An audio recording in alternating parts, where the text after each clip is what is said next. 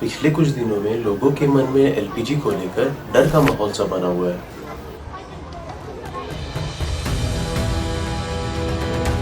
India is currently facing.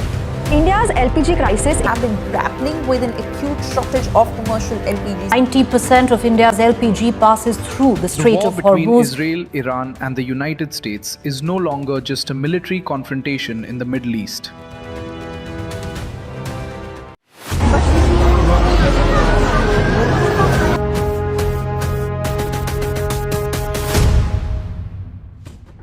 Nuclear weapons develop ना करने का नेगोशिएशन ब्रेकडाउन होने की वजह से यूएस और इजराइल ने जॉइंटली ईरान के न्यूक्लियर प्रोग्राम, मिसाइल इंफ्रास्ट्रक्चर और लीडरशिप पर अटैक किया, जिसके बाद यूएस प्रेसिडेंट डोनाल्ड ट्रंप ने अपने ब्रीफ में इस ऑपरेशन को एपिक फ्यूरी बताया।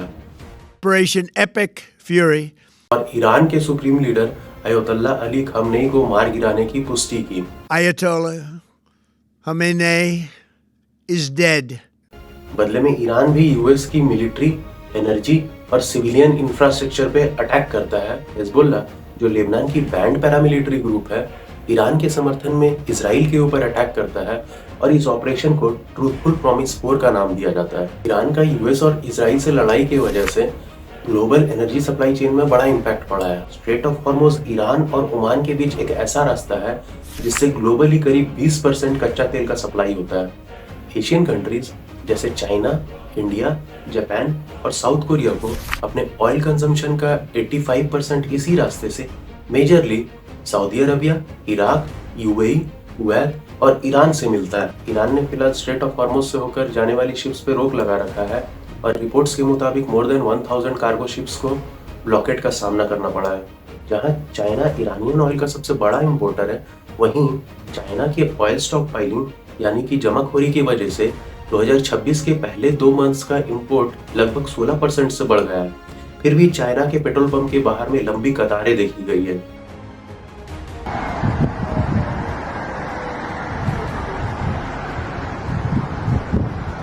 भारत अपना नेचुरल गैस खपत का मोर देन 50% इंटरनेशनल मार्केट से पूरा करता है, जिसमें से 20% इंपोर्ट केवल कतर से पूरा होता है। ईरान का कतर के गैस फील्ड पे अटैक के बाद से वहां गैस प्रोडक्शन बंद है और यही कारण है कि एशियन कंट्रीज गैस सप्लाई से प्रभावित है। सप्लाई चेन में डिस्ट्रप्शन और क्रूड ऑयल प्राइस बढ़ने से भारत के डोमेस्टिक और कॉमर्शियल एलपीजीज करीब 60 रुपए और 114 रुपए से बढ़ गए हैं। लमसम 50-60 रुपए गवर्नमेंट ने बढ़ा दिए हैं। सिलेंडर लेने गए थे तो 114 रुपए इस पे बढ़े हुए हैं। सिचुएशन संभालने के लिए सरकार ने एसेंशियल कमोडिटीज एक्ट 1955 लागू कर दिया है, जिससे एलपीजी, एलएनजी और पीएनजी का कालाबाजारी और जमाखोरी रोका जा सके और पब्लिक को फेयर प्राइस पे एलपीजी मिल सके।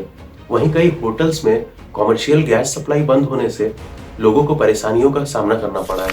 वहीं पड़ोसी देशों में इनके दाम करीब 20% से उछल गए हैं। अब आप इन पिक्चर्स को देखिए, जिसमें लोगों को अपने डेस्टिनेशन पर जाने के लिए न जाने कितनी बार घूम घूम कर जाना पड़ रहा है, जबकि ये भीड़ कंट्रोल करने का सबसे अच्छा तरीका है।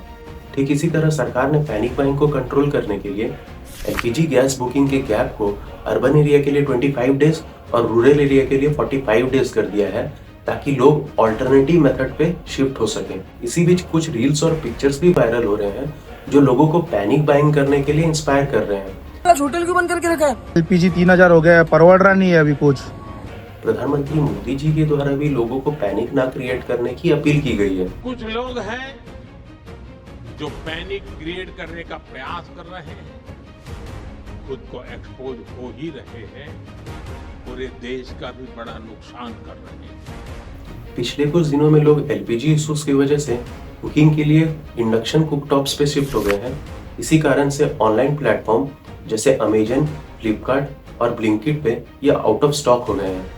फिलहाल भारत के लिए एक अच्छा न्यूज ये है कि ईरान ने 2 एलपीजी टैंकर्स शिवालिक और नंदा देवी को सेफ पैसेज देकर भारत भेजा है।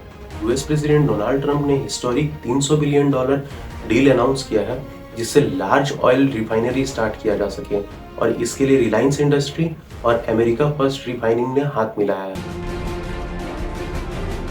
Reliance Industries is now part of a massive new energy deal linking India and the United States. refinery investment amid the deepening Middle East crisis. The first US refinery project in nearly 5 decades was चलते चलते एक और बात बताना चाहूँगा, next time जब भी आप अपना LPG सिलेंडर लेने जाएं तो एक्सपायरी डेट जरूर चेक करें। इसके लिए आपको वेल्व प्रोटेक्शन रिंग से जुड़े स्टे प्लेट को अंदर की तरफ से देखना होगा, जिसमें ABCD के साथ कुछ नंबर्स लिखे होते हैं, जिसमें ABCD मंथ्स और नंबर्स ईयर को डिनोट करते हैं। सावधान रहें, सतर्क रहें, पैनिक बाइंग ना करें। मिलते हैं नेक्स्ट वीडियो में, तब तक के लिए थैंक यू, धन्यवाद, सत श्री अकाल।